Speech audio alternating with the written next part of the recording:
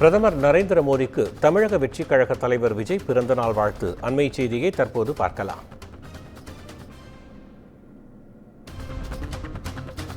இது தொடர்பாக விளக்கம் அளிப்பதற்காக தலைமைச் செய்தியாளர் சிவா இருக்கிறார். அவரிடம் கூடுதல் தகவல்களை கேட்கலாம். வணக்கம் சிவா, தங்களுடைய கூடுதல் தகவல்களை இது தொடர்பாக தெரிவிங்க. கோபால், பிரதமர் நரேந்திர மோடியினுடைய 73வது பிறந்தநாளை ஒட்டி பல்வேறு அரசியல் கட்சி தலைவர்கள் வாழ்த்துக்களை தெரிவிக்கக்கூடிய நிலையில ஏற்கனவே முதலமைச்சர் மு க ஸ்டாலின் தங்களுடைய வாழ்த்தை தெரிவித்திருக்கிறார். இந்த நிலையில தமிழகத்தின் புதிய அரசியல் கட்சியாக உருவெடுத்திருக்கக்கூடிய தமிழக வெற்றி கழகத்தினுடைய தலைவரும் நடிகருமான விஜய் தன்னுடைய வாழ்த்தை பிரதமர் நரேந்திர மோடிக்கு தெரிவித்திருக்கிறார்.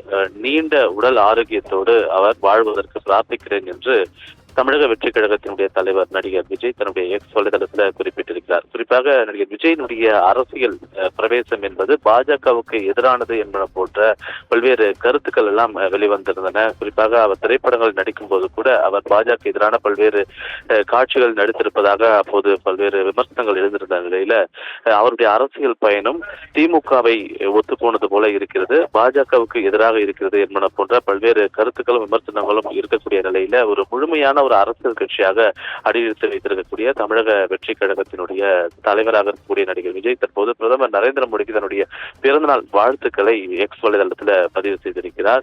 எனவே இந்த பதிவு என்பது அரசியல் வட்டாரத்தில் மிகவும் ஒரு பேசுபொருளாகவே இருக்கிறது. என்றால் தற்போது வரை தேர்தல் அரசியலில் இறங்காத நடிகர் விஜய் 2026ஆம் ஆண்டுதான் நாங்கள் களத்தில் இறங்கப் போகிறோம் என்றும் அதன் தொடர்பாக அரசியல் கட்சி தொடர்பான அனைத்து வித பணிகளையும் மேற்கொண்டிருக்கக்கூடிய நிலையில ஒரு அரசியல் கட்சிக்கு உரித்தான பணிகளை போல தற்போது பிரதமர் நரேந்திர மோடிக்கு தன்னுடைய வாழ்த்துக்களை அவர் தெரிவித்திருப்பது தற்போதைய ஒரு அண்மை செய்தியாக பார்க்கப்படுகின்றது. கோபால்,